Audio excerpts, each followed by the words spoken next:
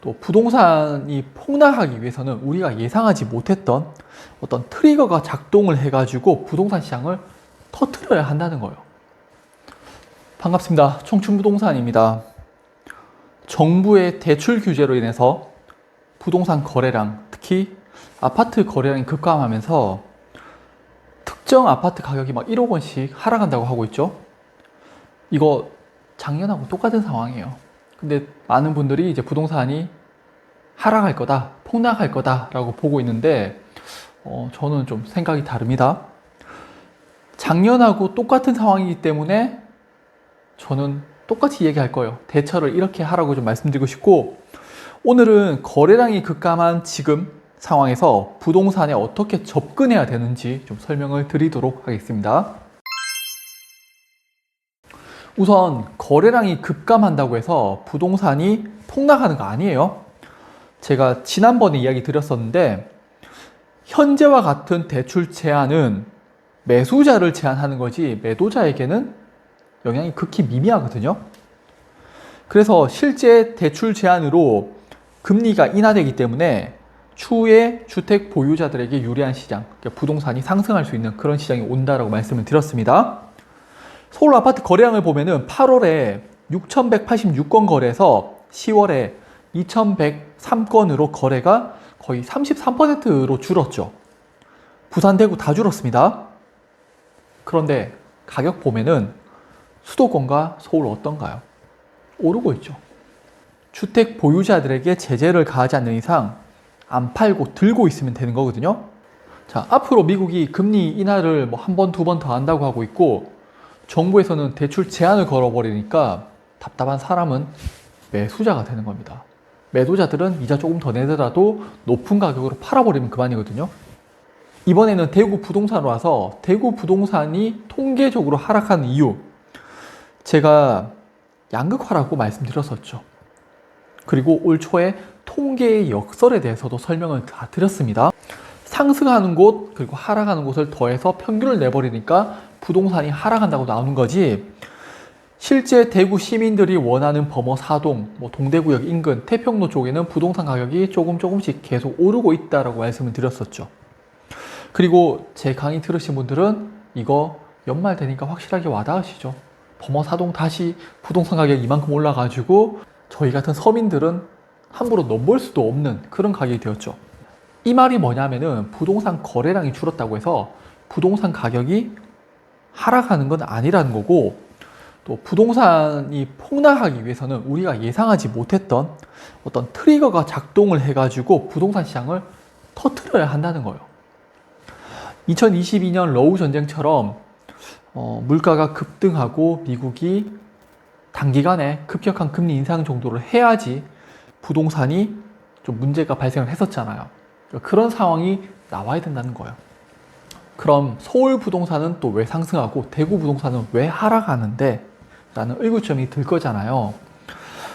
이거를 좀 보여드리자면은 아파트 매물은 둘 다 쌓이고 있어요. 계속적으로 매물이 쌓이고 있는데 가격이 올라도 매물이 쌓이고 있죠. 이 둘은 동일한 상황이에요. 그런데 전세를 보면요, 서울 부동산은 전세 매물이 급증했다가 다시 하락을 했고, 2021년 전세 매물하고 현재 전세 매물이 비슷한 수준입니다. 대구는 전세 매물이 많이 줄었지만은 2021년보다는 아직까지 몇천 세대나 더 많은 상황이에요. 월세 보면은 차이가 확연하게 나오는데 서울에는 월세가 정말 확 줄었죠. 그런데 대구를 보면은 월세 매물은 여전히 높고 빠지지 않고 있죠. 즉 서울 같은 경우에는 전월세에 대한 매물이 많이 부족해요. 그러다 보니까 어쩔 수 없이 좀 매매로 돌아서는 그런 경향이 있는 것 같고요. 대구 같은 경우에는 아직까지 전월세 매물이 많다 보니까 매매보다는 좀 임차를 선택하는 것 같습니다. 특히 이 모습은 신축 아파트에서 더욱 더 두드러지고 있고, 대구의 입주 물량하고 미분양이 여전히 많이 있죠. 그러다 보니까 대구 부동산이 상승하는 곳은 아직까지는 좀 한계가 있는 것 같고요. 그리고 이 모습이 현재의 대구하고 서울 부동산 시장을 보여주는 거지, 부동산 하락합니다, 폭락합니다 라는 말은 아닙니다. 부동산이 하락하기 위해서는 두 가지가 필요한데 하나는 금리 인상이고요. 다른 하나는 레임덕이라고 말씀드렸었죠.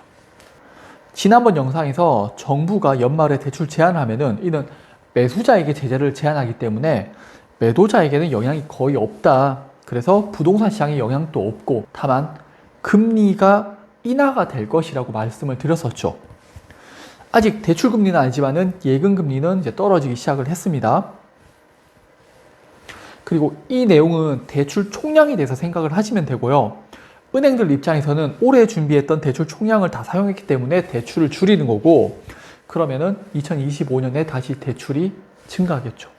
그러면은 이번에 집을 못 샀던 사람들이 낮은 가격으로 대출 요건이 되면서 집을 매수하기 시작을 할 겁니다. 그러면 내년 초에 또다시 부동산 가격이 조금씩 올라가게 될 거고요. 그리고 이 모습은 제가 2023년 10월에 똑같이 유튜브 영상에서 말씀을 드렸었습니다. 작년 10월에 단기 고점, 이제 매수 기회 온다라고 말씀을 드렸었고요. 제가 그 당시 뉴스를 못 찾았는데 2023년 10월에 특례 보금자리론으로 부동산 가격이 계속 상승을 하니까 주택 가액을 9억 원에서 6억으로 낮춥니다. 그래서 제가 이걸로 인해서 거래량이 줄고 부동산 시장에 조정이 올 거다. 그렇다면은 2024년 상반기까지 부동산 시장에 조정이 오기 때문에 실거주자들 입장에서는 매수 기회가 될 거다. 그리고 그 이후에 부동산 가격이 다시 오를 거다라고 말씀을 드렸었습니다. 시간이 1년 지나니까 어떻게 보이세요? 네, 부동산 가격은 계속적으로 조금씩 오르고 있죠.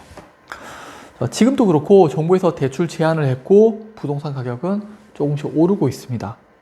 내년에 다시 대출이 풀리게 되면은 부동산은 전 더 오를 수밖에 없다고 생각을 해요. 이게 K 인플레이션. 그래서 제가 부동산하고 달러를 매수하세요라고 말씀드린 거고요. 현재 상황에서 우리나라 부동산이 하락하기 위해서는 금리 인상 또는 레임덕이라고 제가 작년부터 강의 때마다 말씀을 드리고 있습니다. 그래서 이게 없기 때문에 부동산이 점진적으로 계속 상승하고 있다. 그리고 돈을 많이 풀고 있다라고 말씀을 드렸고, 언제 우리나라 부동산이 조정을 보일 것이다 라는 것까지 설명을 다 드렸었죠. 자, 오늘 내용 정리하자면요. 대출 제한이 부동산 폭락으로 연결되지는 않을 겁니다. 거래량 감소도 부동산 폭락으로 이어지지는 않을 겁니다. 아직까지 부동산 시장에서 먹을 게 좀 있어요. 그래서 그거 잘 찾아보시고요. 여러분들 좋은 성과 있으시길 빌겠습니다.